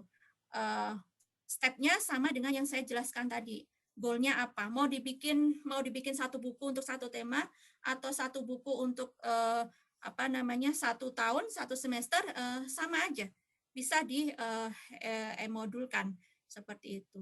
Pemilihan format juga sama. Kalau memang umumnya anak-anak kita sudah terbiasa dengan PDF, kita sendiri sudah terbiasa dengan PDF, tidak ada salahnya kalau untuk offline kita pakai PDF saja. Itu udah stabil dan sudah di semua gadget kayaknya udah punya. Semua aplikasinya udah punya. Oke. Kemudian ini ada yang menarik nih, mohon maaf ya Bu Irma agak molor dikit nih. Di BP, untuk BP bisa nggak dipakai? Kenapa enggak? Gitu. Ini kayak manual book ya Bu Nana, kalau misalnya BP ya. Bagaimana kita menjelaskan tentang karakteristik apa saja ataupun di BP itu apa aja sih Bu ya, tentang jurusan misalnya ya, bakat minat seperti itu bisa dipakai ke sana. Nah, untuk pengetesan, ya, kalau di BP mungkin urusannya dengan psikologi, psikotes dan sebagainya, ini butuh aplikasi yang lain gitu. Tapi manual booknya untuk menjelaskan bagaimana menggunakan aplikasi yang interaktif itu tadi butuh manual book yang itu bisa dituangkan di e-book. Seperti itu. Oke, terima kasih Bu. Ini tuh banyak yang menjapri saya ya di grup di chat nih karena ini kan kebetulan nama saya IGDKI ya. Ini banyak yang japri saya, Bu bisa nggak nih pelatihannya ada lagi untuk step by step, termasuk Bu Angelin ya, Bu Yoga Angelin, terus ada juga Ibu Vivi Ekasari. Terima kasih banyak Ibu. Ya sepertinya kayaknya butuh waktu ya Bu Mida ekstra nih banyak ya. Ini tadi tuh yang ikut hampir full loh. Tadi sempat ada 100 terus kemudian ya ada yang izin live karena ada tamu gitu kan. Tapi artinya alhamdulillah Bapak Ibu yang hadir hari ini itu cukup antusias ya, ingin tahu bagaimana caranya membuat e-modul. Karena menurut saya juga 9 bulan kita pandemi ini merubah adab ya, perilaku atau kebiasaan kita yang dulu biasanya belajar itu harus offline, harus ketemu tatap muka, tapi mungkin Bill Gates ini sudah berhasil membuat suatu metode yang merubah seluruh dunia ini dengan pandemi ini ya. Jadi kita mau nggak mau, suka nggak suka, harus bergantung pada internet. Jadi kita hubungan dengan internet dan II yang lainnya gitu menurut saya kan. Nah, jadi bagaimana nih Bapak Ibu panitia? Saya kebetulan hanya bukan panitia. Saya membantu Wah, panitia. Ya. jangan begitu. Bu Nana nih keputusan, Bu Nana, Pak Alamudin. Iya, saja Bu Mida. Saya juga kepengen banget nih. Kadang karena ada pelatihan ini, jadi kita semangat Bu gitu, ada yang mengerahkan gitu. Kalau kita bikin sendiri mungkin nggak bisa. Jadi semangatnya itu ketemu gitu loh Bu. Jadi mohon IGI DKI Jakarta dirancanglah kapan ada pelatihan ini lagi. Bu Nana tuh. Aduh, kayaknya Pak Lahmudin deh. Dan Bu Lilis itu Bu Tia sih sebenarnya yang punya wewenang ya. Saya mah hanya ide saja gitu. Tapi artinya alhamdulillah dengan webinar yang e-modul ini sudah cukup luar biasa. Dengan yang hadir di sini pun saya jadi melihat seberapa antusiasnya Bapak Ibu guru ya dan bahkan para trainer IGI ya. Kebanyakan nih saya perhatikan banyak trainer IGI juga yang hadir di sini. Memang sangat membutuhkan sekali untuk e-modul ini. Artinya kelengkapan sebuah materi itu tidak hanya ketika diajarkan secara online atau melihat rekaman di YouTube. Jadi e-modul itu kayak memudahkan gitu. Kalau misalkan tidak bisa setel YouTube atau tidak bisa memutar kembali rekaman pelatihan gitu kan, manual book atau e-modul yang dibagikan itu sudah cukup mewakili gitu menurut saya gitu kan, lebih jelas gitu step by step-nya. Gitu sih, Bu. Oh ya, ini ngomong-ngomong nih nggak ada yang raise hand nih. Bu Liza tadi. Liza nulis semua. Oh, nulis sebentar, semua di sini. ada Pak Imanudin, ada yang mau usul nih. Boleh bisa dibuka ininya nggak nih Pak Imanudin nih Bu Irmawani, mohon. Oke, silakan yang host bisa di unmute semua ini. Oke, ya silakan udah nih, iya. Iya, silakan udah boleh di unmute sendiri. Ya, Pak Imanudin tadi, ya Pak Imanudin. Tadi sepertinya ada usul nih. Udah bisa ini belum ya? Udah, Bu, udah pasti tinggal dari pihak masing-masing saja. Kan Bapak Ibu sudah bisa free. Nana, aku boleh masuk nggak? Silahkan, Bu. Ya, saya tadi harus ikut 2 webinar sekaligus, tapi sedikit-sedikit memperhatikanlah apa yang disampaikan sama Bu Mida. Mungkin hari ini secara teknis kita belum belajar, karena hari ini tuh temanya kan webinar. Mungkin nanti ke depannya bisa diadakan workshop. Artinya peserta yang ikut workshop harus langsung diberikan tugas, kemudian langsung praktik gitu. Kemarin sebetulnya acara ini tuh mau digawangi sama Sinergi, tapi karena pertimbangannya adalah pesertanya pengurus DKI, IGI Jakarta Utara, kemudian maaf ya, saya nggak pakai video. Ini siapa yang minta pakai video? Hostnya lah. Ya, saya juga mencari-cari. Enggak, soalnya aneh gitu, ada suara nggak ada wujud. Nggak ada wujudnya. Iya, saya juga mencari, Bu. Iya, jadi kemarin itu sebetulnya memang akan digawangi sama Sinergi dengan harapan tuh pesertanya bisa langsung praktik. Cuma karena awalnya ide itu muncul untuk pengurus DKI, pengurus wilayah, pengurus daerah gitu. Makanya kemudian tidak diperbolehkan pakai logo Sinergi. Mungkin ke depannya kalau memang peserta yang ada, karena saya lihat di sini ternyata pesertanya bukan hanya pengurus DKI ya, tapi banyak sekali. Jadi mungkin ke depannya nanti bisa lah dijadwalkan dengan Sinergi, tapi dalam bentuk workshop-nya gitu. Nah, pesertanya bisa dari DKI Jakarta, khususnya pengurus pengurus wilayah, pengurus daerah, kemudian dari pengurus wilayah dan pengurus daerah wilayah lain di Indonesia. Jadi mungkin itu nanti bisa dibicarakan lagi sama Bu Mida. Tadi Bu Mida juga sampaikan mungkin kalau tidak dengan Bu Mida bisa dengan timnya. Jadi Bapak Ibu yang ada di sini, yang ada di grup e-modul, mudah-mudahan dalam waktu dekat tuh bisa ada workshop e-modul yang benar-benar kita bisa langsung praktik. Karena saya juga kepingin belajar langsung, ya Bu Mida ya. Mangga. Iya, kepingin bisa belajar langsung, tidak hanya teorinya saja. Jadi mungkin itu bisa menjawab pertanyaan teman-teman yang tadi mungkin ada di chat gitu sih Nak. Ya Nak ya, makasih Nak. Siap Bu. Bu, ini tadi banyak yang nanya nih, materi yang tadi Bu Mida share itu apakah boleh dibagikan gitu ya di grup gitu. Siap. Nanti saya sampaikan ke panitia biar disampaikan ke grup peserta. Oke, baik. Terima kasih banyak Bu Lilis atas follow up-nya. Ya Bu Irmawani, Iya, bisa betul. lega lah ya. Akhirnya terjawab sudah. Terima kasih Bu Lilis. Iya, betul. Bu Betty, mungkin ada tambahan Bu Betty? Ya, terima kasih. Sebenarnya saya PIC kegiatan hari ini, saya juga tidak menyangka kalau pesertanya ternyata di luar dari pengurus sampai banyak sekali, bahkan di luar jangkauan DKI Jakarta. Terima kasih rekan-rekan semuanya, Bapak Ibu guru yang sudah hadir di sini. Tentu saja kegiatan e-modul ini tidak cukup hanya sekali pertemuan saja.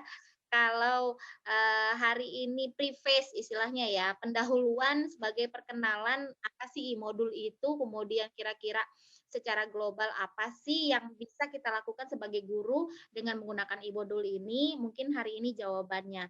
Dan silakan ditanyakan kembali mengenai pengenalan tentang e-modul. Nanti sekiranya ada hal-hal secara teknis yang ingin dikembangkan kembali dengan kegiatan pelatihan misalkan 32 jam atau 64 jam dan seterusnya berupa produk, nah harus disiapkan pula oleh guru-gurunya. Siapkah guru-guru yang akan menjadi peserta untuk membuat produk tersebut, karena tanggung jawabnya juga pasti ada ya.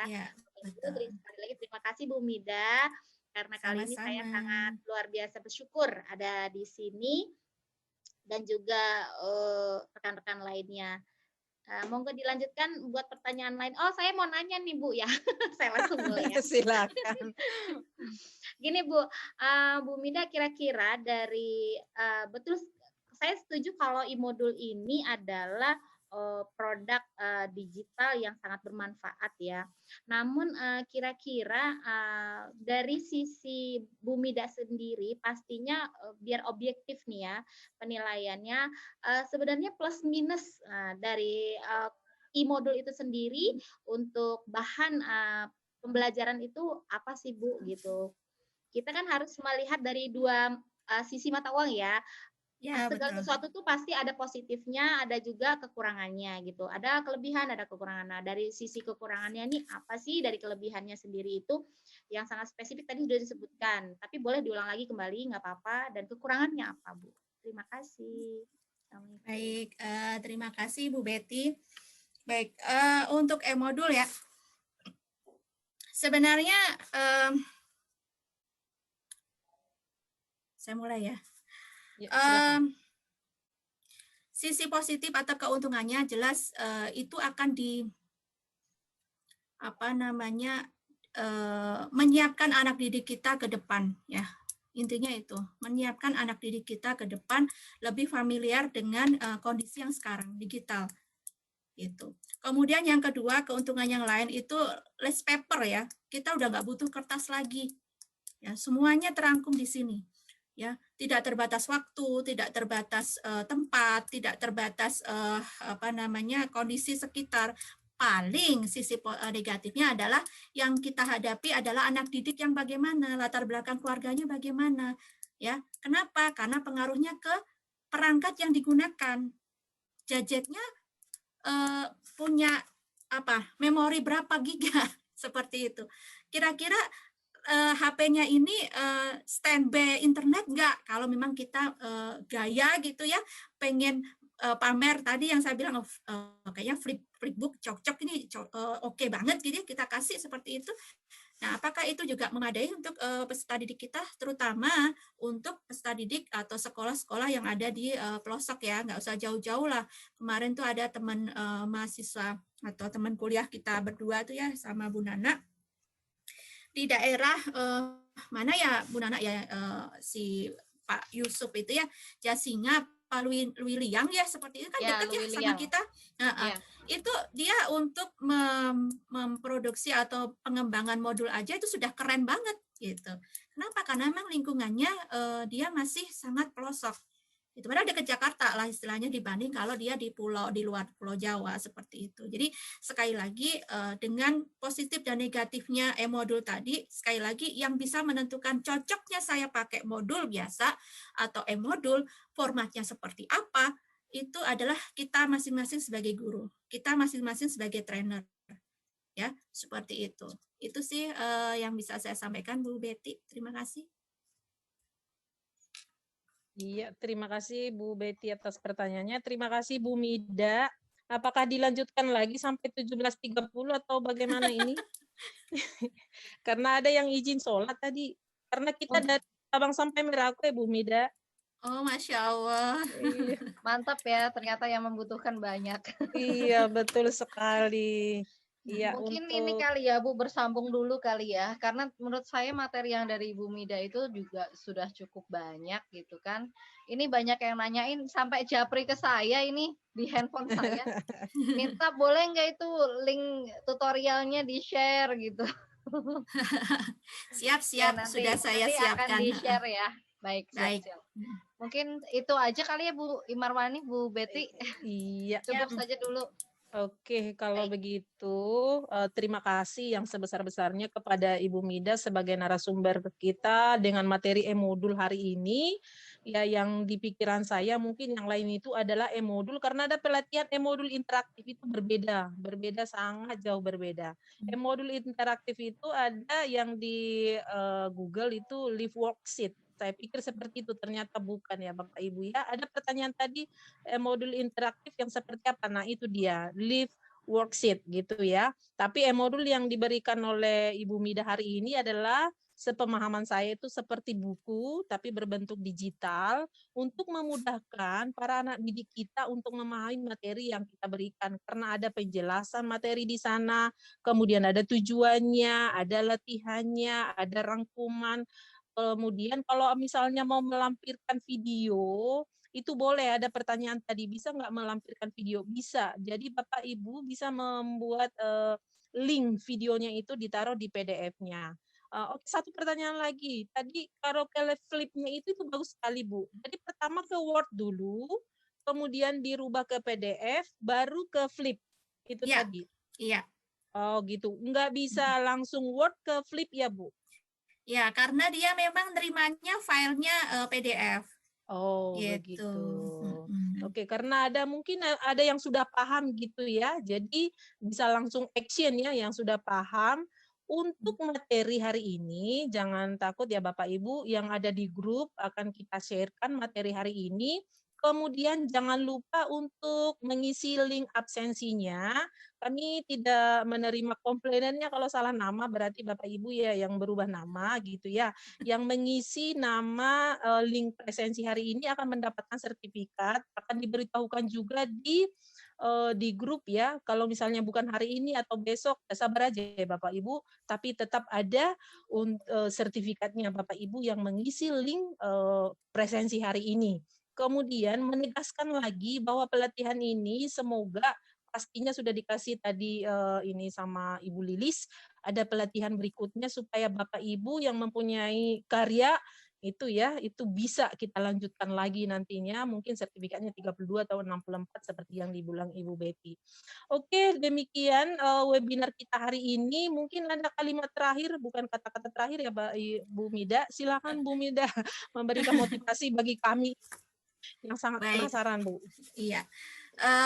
Jadi pada dasarnya kita sebagai guru itu suatu saat akan tergantikan ya Bapak Ibu. Nah, tergantikannya ini mau tergantikan yang ke arah buruk atau tergantikan ke arah yang positif. Nah, ini salah satu cara kita untuk menerbitkan e-modulnya adalah salah satu cara kita untuk merepresentasikan diri kita ke arah yang positif. Sehingga kalau kita mampu untuk membuat RPP yang kita keluhkan selama ini setebal itu, kenapa enggak kita mampu untuk membuat modul yang nanti arahnya itu akan dipakai sekian tahun bahkan kalau perlu gitu.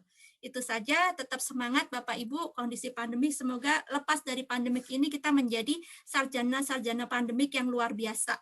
Ada e-modul, ada video, ada segala macam yang itu membuat bangga kita pribadi, keluarga, dan anak didik kita. Insya Allah itu. Terima kasih. Mohon maaf atas kurang dan lebihnya. Assalamualaikum warahmatullahi wabarakatuh. Waalaikumsalam warahmatullahi wabarakatuh. Ibu, saya mau numpang promosi nih, Ci. Besok itu ada acara IGI DKI Jakarta tentang ngobrol bareng. Kebetulan tamu kita itu besok itu dari Flyernya dong, Mesir. flyernya Pampang. Flyer. Aduh, Flyernya Bu, flyer. Pampang. nanti biar dipampang aja sama Bu Betty sama Bu Irma ya di grup. Ini kan banyak ini, sekalian flyer Pampang sini. Nak. Aduh, saya harus nyari-nyari nih. Lah, iya.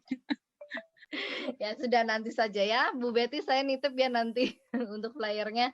Nah, ini penting banget bagaimana kita bisa tahu pendidikan di Mesir. Gimana sih di Mesir itu pendidikannya, dan nanti narasumbernya adalah salah satunya kepala sekolah dari Sekolah Indonesia Mesir dan mahasiswa dari Al-Azhar Kairo. Jadi Bapak Ibu yang menginginkan putra-putrinya bisa masuk ke Al-Azhar Kairo, gimana caranya? Atau Bapak Ibu yang pengen punya mimpi bisa atau kerjasama dengan Sekolah Indonesia Mesir, Kairo, itu bisa datang dan langsung stay tune, langsung nanya gitu kan, karena kita sifatnya ngobrol santai. Gitu aja Bu, terima kasih banyak. Oke, terima kasih Bu Nina. Bu Nina lagi kan jadi salah. Bu Nana. Iya Bu. Terima kasih. Ya, oke Bapak Ibu yang berbahagia pada hari ini, terima kasih atas kehadirannya. Mohon maaf apabila ada kekurangan kesalahan yang kami tidak sengaja. Mohon dibuka pintu maafnya yang sebesar-besarnya. Kami panitia IGI Jakarta Utara dan IGI DKI Jakarta dan IGI Jakarta Timur bekerja sama, kita dengan moto kita ya, growing together, sharing and growing together gitu ya. Jadi berbagi itu indah.